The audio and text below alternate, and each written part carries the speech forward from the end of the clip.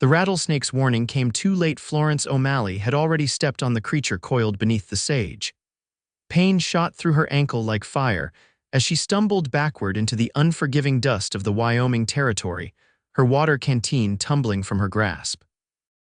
Alone on the trail back to her homestead, miles from town, Florence watched in horror as blood bloomed through her cotton stocking. The venom's burn spread upward as shadows lengthened across the plains, and the merciless summer sun began its descent. Florence tried to stand, but her leg buckled beneath her weight. She'd heard stories about snakebites, gruesome tales of blackened limbs and agonizing deaths. At 24, with nothing but a small plot of land inherited from her late father and a fierce determination to make it on her own, Florence wasn't ready to die in the dirt. Not like this.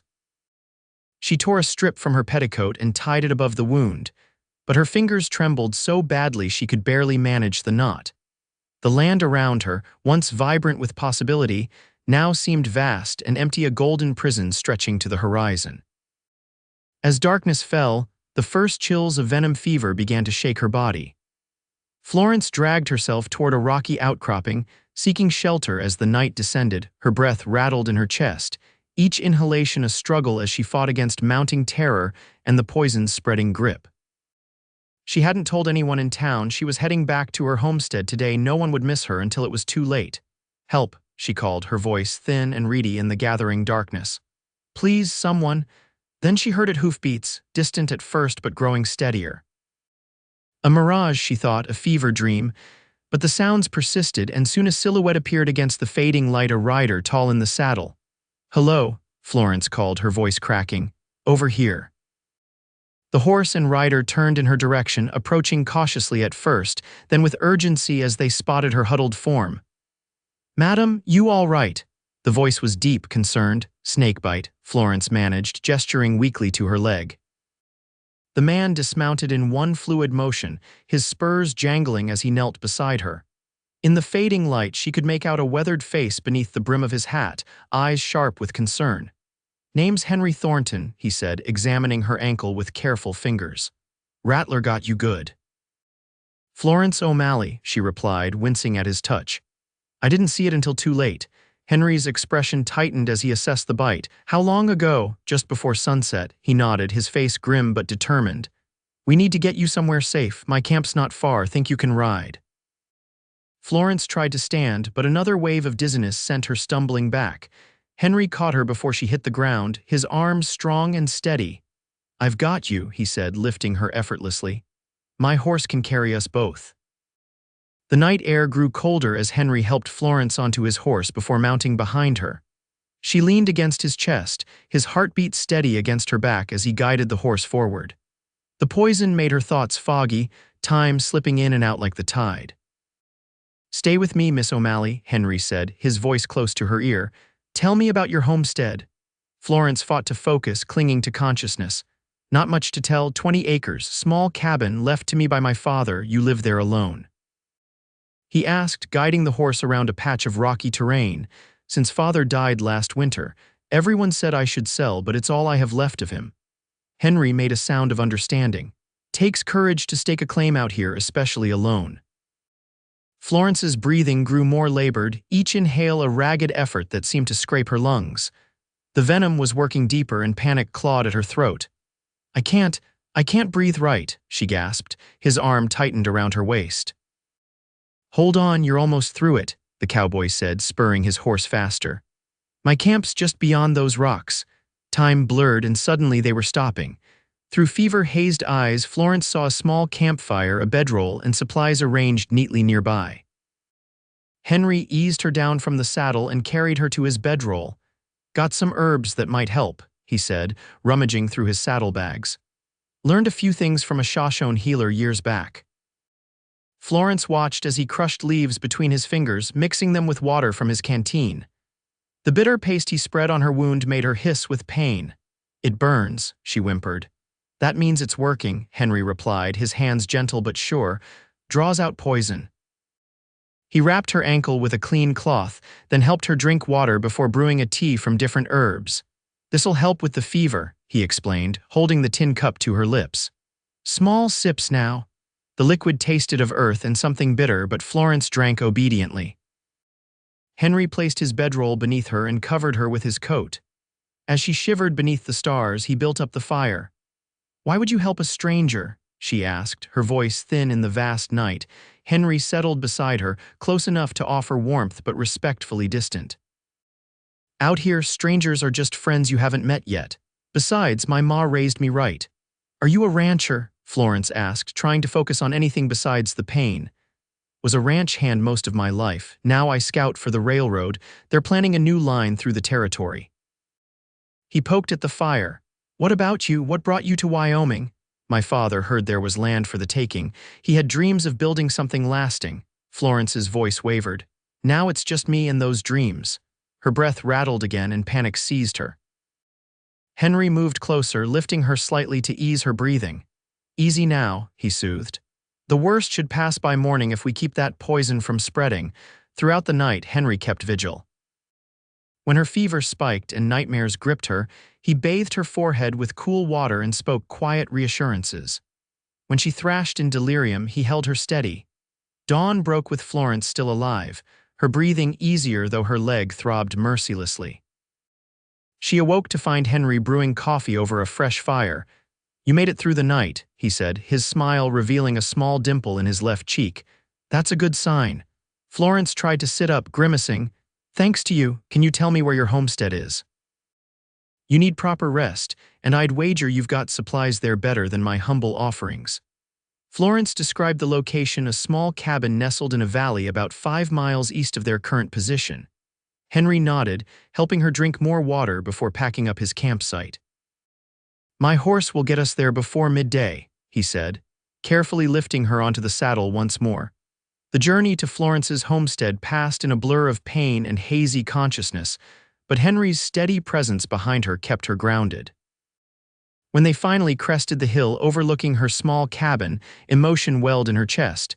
She'd never been so grateful to see the modest structure her father had built with his own hands. "Home," she whispered. Henry guided his horse down the slope, taking in the neat cabin, the small garden plot, and the chicken coop. "You've kept it up well," he commented. "That's no small feat for one person." Once at the cabin, Henry carried Florence inside and placed her on her narrow bed. The interior was simple but clean: a table and 2 chairs, a cast-iron stove, shelves stocked with preserves and supplies. A photograph of a stern-faced man with Florence's same determined eyes sat on a small table. "Your father?" Henry asked, nodding toward the picture. "Yes, Robert O'Malley." Florence shifted, trying to find a comfortable position for her swollen ankle. "He was Irish. Came to America with nothing but his name and his trade as a carpenter." Henry moved around the small space with surprising efficiency, finding what he needed to tend her wound. He removed the herb poultice from the night before, cleaned the bite with warm water, and applied a fresh dressing. "The swelling's not as bad as it could be," he observed, "but you'll need to stay off this foot for at least a week." Florence frowned. "A week?" "But the garden needs tending, and the chickens, I can help," Henry offered, then seemed surprised by his own words. He cleared his throat. "That is, if you'd permit it. My scouting assignment doesn't require me back for another fortnight." Florence studied him in the daylight. For the first time, his face sun-browned and lined from years outdoors, but handsome in a rugged way. His eyes were a clear blue that reminded her of summer skies, and his light brown hair was beginning to silver at the temples. He appeared to be in his mid-30s, with capable hands and a straightforward manner that put her at ease despite their short acquaintance.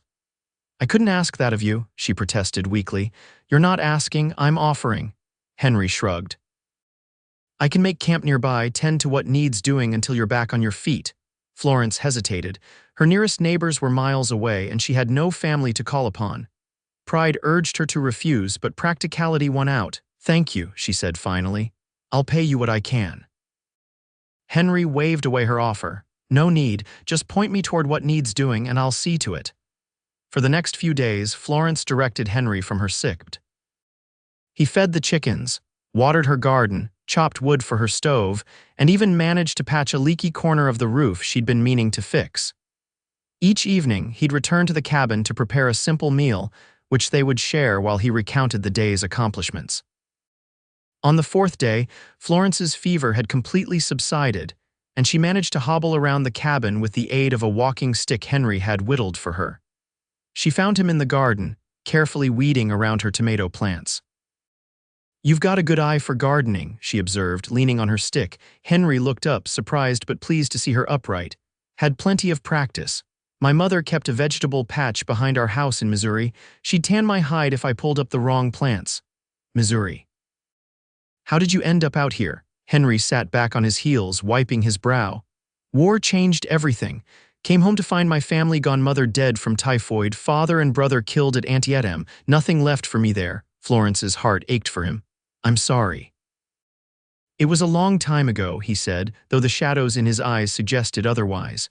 "West seemed like a good place to start fresh." "That's what my father thought too." Florence carefully lowered herself onto a nearby stump. "After my mother died, he couldn't bear Ireland anymore." "Too many memories," he said. They fell into a comfortable silence as Henry returned to his weeding. Florence watched his methodical movements, the careful way he tended each plant. There was something soothing about his presence, a steadiness she hadn't realized she'd been missing. That evening, as they sat on her small porch watching the sunset paint the sky in brilliant oranges and purples, Florence found herself sharing stories of her childhood in Boston, where her father had initially settled after coming to America. Henry listened attentively, occasionally offering tales of his own experiences on ranches throughout the territory. "You know," he said thoughtfully, "you remind me of this land." Florence raised an eyebrow. "Harsh and unforgiving," Henry chuckled. "No, resilient, full of unexpected beauty." His eyes met hers briefly before returning to the horizon. "Takes a special kind of strength to thrive out here." A warmth that had nothing to do with her healing fever spread through Florence's chest. By the end of the week, Florence was moving about more freely, though Henry still insisted on handling the heavier chores. She'd grown used to his presence, the sound of his boots on the porch, his low humming as he worked, the way he took his coffee black but with a spoonful of honey if available. One evening, as they finished a supper of rabbit stew, Henry cleared his throat. "I should be moving on soon," he said. "You're healing well, and I've got to finish my surveying for the railroad." Florence's heart sank, though she tried not to show it. "Of course. You've been more than kind already." "I was thinking," Henry continued, studying his coffee cup intently, "I'll be passing back this way in about 3 weeks. Might be good to check on how you're faring." Florence couldn't suppress her smile. "I'd like that." The next morning, Henry packed his few belongings onto his horse. Florence stood in her doorway, leaning lightly on her walking stick, watching him prepare to leave. "I've left enough chopped wood to last you a while," he said, tightening his saddle cinch. "And don't forget to keep that ankle wrapped for another week at least." "Yes, Dr. Thornton," she teased, earning a smile from him. When the time came for him to leave, Henry hesitated, then reached into his saddlebag. "Almost forgot," he said, pulling out a small package wrapped in cloth. "Found these growing wild about a mile east. Thought they might do well in your garden." Florence unwrapped the package to find several wild strawberry plants, their roots carefully packed in damp soil. "They're hardy little things," Henry explained, "like someone else I know." Florence looked up at him, touched by the thoughtfulness of the gesture. "Thank you, Henry, for everything," he nodded, suddenly awkward in a way that seemed at odds with his usual confidence. "Well, Miss O'Malley, I'll be seeing you in a few weeks then." "Florence," she corrected softly. "Please call me Florence." A smile creased his weathered face. "Florence," he repeated, as if testing the feel of her name, then he mounted his horse and tipped his hat. "Till next time." Florence watched him ride away until he was nothing more than a speck on the horizon, the wild strawberry plants cradled in her hands like a promise. The 3 weeks of Henry's absence passed slowly. Florence planted the strawberries in a sunny corner of her garden, tending them with special care. Her ankle healed enough that she could resume most of her chores, though she was careful not to overexert herself. Each day, she found herself glancing toward the horizon, watching for a familiar silhouette. She told herself it was merely practical concern. A woman alone on a homestead needed to be vigilant. But in the quiet evenings, when she sat on her porch watching the stars emerge, Florence admitted to herself that she missed Henry's company. It had been a long time since she'd had someone to talk with, to share meals with, to simply exist alongside. Her father had been a taciturn man, especially after her mother's death, and while she'd loved him dearly, their relationship had been built more on shared work than conversation. With Henry, she'd found herself speaking of things she'd rarely voiced aloud: her hopes for the homestead, her memories of her mother, her fears about surviving alone in this harsh landscape. 23 days after Henry's departure, Florence spotted a rider approaching from the west. She shaded her eyes against the afternoon sun, her heart quickening as she recognized the straight-backed posture and the distinctive gait of Henry's chestnut horse. She smoothed her hair and straightened her apron, chiding herself for such vanity even as she hurried to put on water for coffee. Henry dismounted with a tired smile. "Afternoon, Florence. You look half-starved," she said by way of greeting, noting the dust coating his clothes and the weariness in his stance. "Come inside, I've just made a fresh loaf of bread." Over coffee and bread slathered with preserves, Henry shared details of his survey work. The railroad was definitely coming through the territory, though the exact route was still being determined. "It'll change everything," he said. "Towns will spring up along the line. What's wilderness now will be settled before you know it." "Is that good or bad?" Florence asked, refilling his cup. Henry considered her question seriously. "Both, I suppose. Progress brings opportunities, but it also changes the character of a place. This land," he gestured toward her window where the open prairie stretched beyond, "it's got a wildness, a freedom that gets lost when too many people come." "Yet here we both are," Florence pointed out, "part of that very change." Henry smiled. "True enough. I just hope whatever comes preserves some of the beauty." As the evening progressed, Florence noticed Henry occasionally wincing when he moved his shoulder. "Are you injured?" she asked. He dismissed her concern. "Just a fall. My horse spooked at a rattlesnake. Seems to be a theme with us. Wrenched my shoulder trying to stay mounted." "Let me see," she insisted, moving behind him. "I may not be a physician, but I've dealt with my share of sprains and strains." Reluctantly, Henry allowed her to examine his shoulder. Florence's fingers moved carefully over the muscle, noting the heat and tension there. "You should have said something sooner," she scolded gently. "I have a liniment that might help." She retrieved a small jar from her cabinet, the contents fragrant with camphor and herbs. "My father suffered from aching joints in damp weather. I made this for him." When she hesitated, Henry understood her dilemma. "Perhaps if I remove my shirt, it would be easier to apply properly." Color rose in Florence's cheeks, but she nodded, turning away as he unbuttoned his shirt. When she faced him again, she kept her expression professionally neutral despite the flutter in her stomach at the sight of his bare chest and shoulders, tanned and muscled from years of outdoor work. "This might sting a bit," she warned, dipping her fingers into the liniment. Her touch was gentle but firm as she worked the ointment into his injured shoulder. Henry's eyes closed, his breathing deepening as her fingers kneaded the tight muscles. "You have healing hands," he murmured. Florence felt the intimacy of the moment, this quiet cabin, the lamp casting golden light, her hands on his skin. It had been so long since she'd been this close to anyone. Not since nursing her father through his final illness had she touched another person with such care. "There," she said finally, stepping back, "that should help ease the pain." Henry rolled his shoulder experimentally. "Already feels better." He reached for his shirt. "Thank you."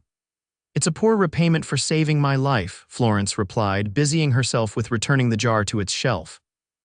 "Is that what I did?" Henry asked softly. Florence turned to face him. "Yes," she said simply. "I would have died out there alone." Something shifted in Henry's expression, a vulnerability crossing his features that she hadn't seen before. "I'm glad I was there then." Henry stayed for 3 days, helping with various projects around the homestead. They fell into an easy rhythm together, rising early to tend the animals, working side by side in the garden, sharing meals and conversation. In the evenings, they sat on her porch, watching darkness claim the land while sharing stories of their lives. On his last night, as they gazed at stars scattered like diamond dust across the vast Wyoming sky, Henry spoke of his parents' marriage, how they'd built a life together from nothing. How his father had looked at his mother with the same wonder after 30 years as he had on their wedding day. "I always thought I'd have that someday," he said, his voice low. "A home, a family. The war changed my plans. Afterward, it seemed easier to keep moving." Florence understood the unspoken parts of his story, the grief that had driven him westward, the solitary existence he'd chosen rather than risk more loss. "Sometimes life takes unexpected turns," she replied, thinking of her own journey to this remote place.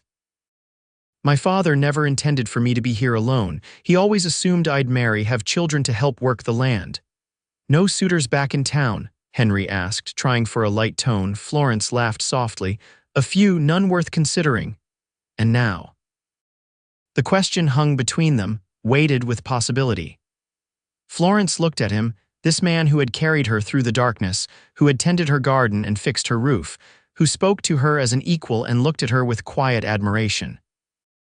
"Now I'm not so certain of my path," she admitted. "I only know I'm not willing to settle for less than what my parents had, a partnership of equals, built on respect and genuine affection." Henry's gaze was steady. A rare thing indeed. The moment stretched between them, full of unspoken words. Finally, Henry cleared his throat. "I should be turning in. Long ride tomorrow." Florence nodded, disappointment mingling with understanding. "Of course." That night, she lay awake long after Henry had gone to sleep in the lean-to shelter he'd built for himself near her barn. She thought of how different the homestead felt with him here, not just the extra hands making the work lighter, but the comfort of his presence, the way laughter came more easily, the sense of possibility that had been absent since her father's death. In the morning, Henry prepared to leave once more. This time his farewell seemed heavier, laden with things unsaid. "My work with the railroad will be finished soon," he told her as he checked his saddle cinch. "Then I'll need to decide what's next." Florence handed him a packaged bread and smoked meat for his journey. "And what are you considering?" Henry's eyes met hers. "I've been thinking it might be time to put down roots somewhere. A man can only wander so long before he starts to forget what he's searching for. And have you found it?" Florence asked, her voice barely above a whisper. Henry's smile was gentle. "I'm beginning to think so." He mounted his horse. "I'll come back, Florence, that's a promise." "I'll hold you to it," she replied, her heart lighter than it had been in months. This time, Florence watched him ride away with less uncertainty. There was a sureness in his promise that resonated with her own growing feelings. She returned to her chores with renewed energy, already planning improvements to make before his return. The weeks passed in a blur of activity. Florence threw herself into preparing for winter, harvesting her garden, preserving fruits and vegetables, repairing weak spots in the cabin's walls. The wild strawberry plants Henry had given her had taken root well, and though it was too late in the season for fruit, their leaves were lush and promising. 6 weeks after Henry's departure, a thunderstorm swept across the prairie. Florence watched from her window as lightning split the sky and rain pounded her roof. The storm brought a welcome break from the dry heat of late summer, but as night fell and the tempest showed no signs of abating, she grew concerned. The creek that ran along the edge of her property had a tendency to rise quickly with heavy rain. By morning, her fears were confirmed. The usually docile creek had swollen into a churning torrent that had already claimed part of her eastern field.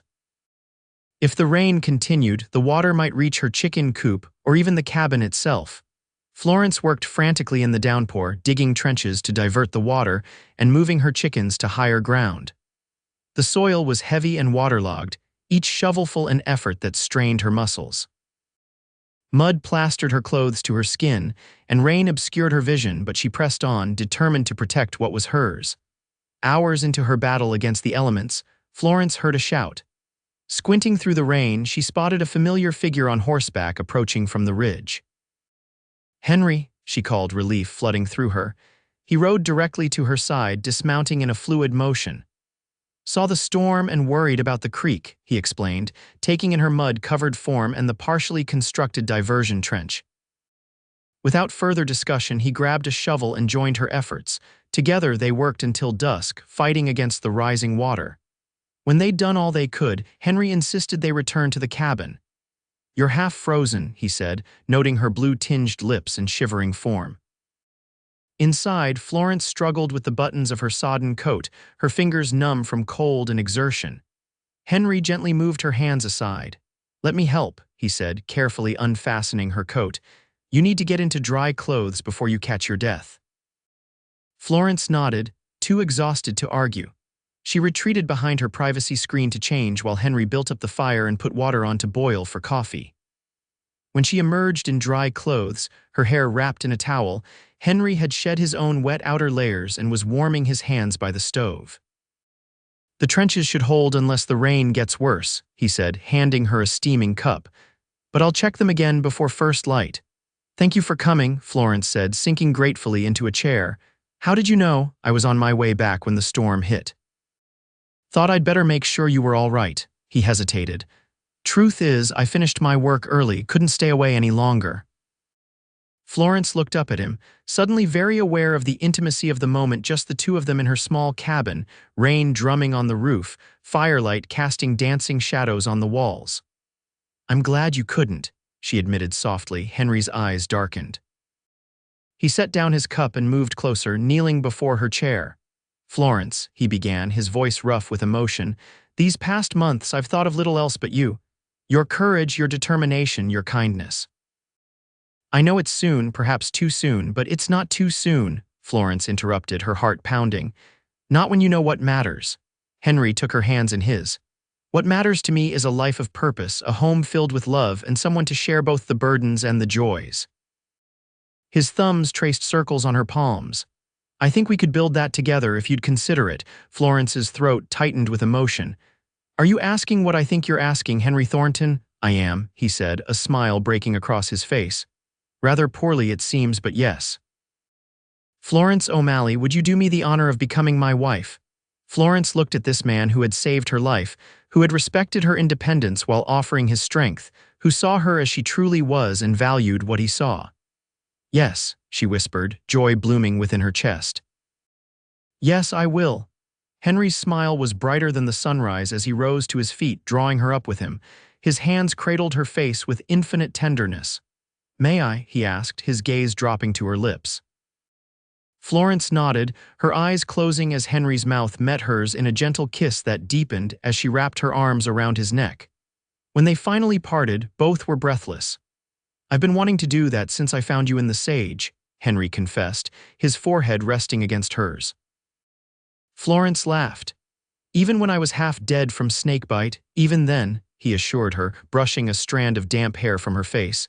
"Though you're considerably more beautiful now, mud and all." They spent the storm-racked night planning their future. Henry had saved enough from his railroad work to buy a small herd of cattle. Combined with Florence's land, they could build a modest ranching operation. "The railroad will need beef," he explained. "And with a station likely to be built 20 miles east, we'll have a market for whatever we produce." Florence added her own ideas, expanding the garden, perhaps adding dairy cows, continuing the carpentry work her father had taught her for additional income. "We'll build something that lasts," she said, echoing her father's dream but making it their own. The storm passed by morning, leaving the land washed clean and glistening in the newborn sunlight. The creek had begun to recede, and their defensive trenches had held. Standing on the porch, surveying the homestead that would now be their shared future, Henry slipped his arm around Florence's waist. "It won't always be easy," he cautioned. "This land can be brutal." Florence leaned into his embrace. "But we'll face it together, that makes all the difference." They were married 3 weeks later in the small church in the nearest town, with only a handful of neighbors and acquaintances as witnesses. Florence wore her mother's lace collar on a simple blue dress, and Henry sported a new shirt and his freshly polished boots. The ceremony was brief but meaningful, two people pledging their lives to one another beneath the vast Wyoming sky. That night, as husband and wife, they discovered each other anew. Henry's hands, so capable with horses and tools, proved equally adept at drawing sighs of pleasure from Florence. She, in turn, surprised herself with her boldness, her desire for this man who had chosen her and whom she had chosen in return. "I never thought I'd find this," Henry whispered in the darkness, his body curved protectively around hers. "A home, someone to come home to." Florence nestled closer, savoring the novel sensation of skin against skin, the steady rhythm of his heartbeat against her back. "We're building it together," she reminded him. Day by day, the seasons turned, and with them, the small homestead transformed. Henry's knowledge of cattle and Florence's skill with growing things proved a formidable combination. They added a room to the cabin, bought more livestock, planted fruit trees that would bear in years to come. There were hardships, of course. Their first winter together brought blizzards that threatened their cattle. Spring floods washed away part of their newly built corral. Summer drought made the garden struggle. But through it all, they worked as one, supporting each other, challenging each other, loving each other through every trial and triumph. A year after Henry had found Florence fighting the rising creek, she discovered she was with child. The news brought both joy and anxiety. Childbirth on the frontier was perilous, and they were still miles from the nearest doctor. "We'll hire someone to help," Henry insisted, his face a mixture of pride and concern. "A midwife or a woman with experience. I won't risk losing you." Florence placed his hand on her still, flat abdomen. "We'll be careful but not fearful. This child is part of what we're building, Henry, our legacy." As Florence's body changed with her advancing pregnancy, Henry's protectiveness grew.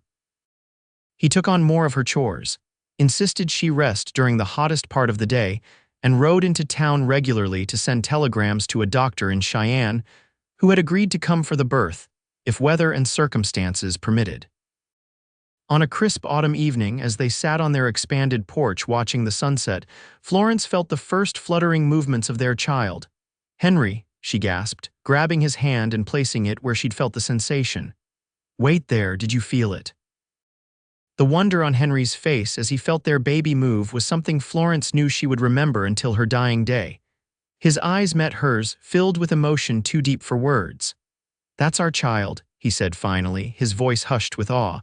"Our child, Florence." In the months that followed, the baby's movements grew stronger.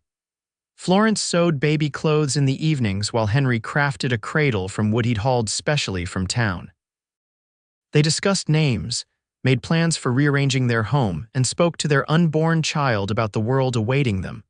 Winter came early that year, blanketing the prairie in snow before the last leaves had fallen. Florence's time grew near, and Henry's anxiety increased with each passing day. The doctor from Cheyenne had sent word that he would try to come, but heavy snows had made travel difficult. On a bitterly cold night in January, Florence woke to the unmistakable pain of labor. She reached for Henry, her voice calm despite the fear fluttering in her chest. "It's time," she told him. "The baby's coming." Henry was instantly alert, his face pale in the moonlight filtering through their window. "I'll saddle up, ride for Mrs. Peterson. She's delivered half the babies in the county." "There's no time," Florence said, gripping his arm as another contraction washed over her. "The storm's too fierce, and these pains are coming fast. This baby won't wait for help to arrive." The next hours were a blur of pain and determination. Henry boiled water, gathered clean linens, and supported Florence through increasingly intense contractions. His face was a mask of controlled panic, but his hands remained steady as he followed her instructions and offered constant encouragement. As dawn approached, Florence's strength began to flag. The labor had been long, and though the baby was positioned correctly, her exhaustion made pushing increasingly difficult. Her breath rattled through the night as she struggled to gather her remaining energy for one final effort. "I can't," she gasped, tears streaking her face. "Henry, I can't do it." Henry gripped her hand, his eyes fierce with conviction. "Yes, you can. You're the strongest person I've ever known, Florence Thornton. Hold on, you're almost through it." Drawing strength from his belief in her, Florence bore down with renewed determination. With a final, monumental effort, their child slipped into the world and let out a lusty cry that filled the cabin. "A girl," Henry announced, his voice breaking as he wrapped their daughter in a clean blanket. "We have a daughter, Florence." He placed the tiny, red-faced infant on Florence's chest. Despite her exhaustion, joy surged through her as she cradled their child. "Hello, little one," she whispered. "We've been waiting for you." Henry sat beside them on the bed, his arm around Florence, his other hand gently stroking their daughter's downy head. "She's perfect," he said in wonder. "Just like her mother." They named her Eleanor Hope Thornton Eleanor after Henry's mother, Hope for what she represented to them both. The years that followed brought more children, 2 boys who arrived with considerably less drama than their sister, and a steadily expanding ranch. The railroad did indeed come through the territory, though not as close to their homestead as initially planned. Still, The growing settlement 20 miles east provided a market for their cattle and Florence's preserves and carpentry. On the 10th anniversary of the day Henry had found Florence battling snakebite venom, they stood together on their porch, watching their children play in the yard that now boasted a swing Henry had hung from a sturdy oak they'd planted their first year together. "You ever regret it?" Henry asked, his arm around her waist, saying yes to a dusty cowboy who hadn't much to offer but his hands and his heart. Florence leaned into his embrace, surveying all they had built together, the expanded cabin, now a proper ranch house, the thriving herd, the orchard beginning to bear fruit, their 3 healthy, spirited children. "Not for a single moment," she replied, turning to face the man whose love had transformed her life. "You gave me exactly what I needed, Henry Thornton." "And what was that?" he asked, the corners of his eyes crinkling in the way she had always found endearing. Florence stood on tiptoe to kiss him, still feeling the same thrill she had during their first embrace. "A partner to build dreams with," she said against his lips, "and the courage to believe those dreams could come true." As the Wyoming sun set behind them, painting the prairie in gold and crimson, Henry kissed his wife with the same tenderness and passion that had marked their decade together. Their children's laughter rang in the evening air, a joyful counterpoint to the gentle lowing of cattle and the rustle of wind through ripening wheat. From desperate beginnings on a snake-infested trail to this moment of profound contentment, their journey had been one of shared purpose and deepening love. What had started with her breath rattling through the night and his steady promise, "Hold on, you're almost through it," had blossomed into a life neither could have imagined alone, but one they had created together, breath by breath, day by day. In the gathering twilight, surrounded by the fruits of their shared labor and bound by bonds stronger than any hardship, Florence and Henry Thornton embraced their past, their present, and the future stretching before them, a future as vast and promising as the Wyoming skies above.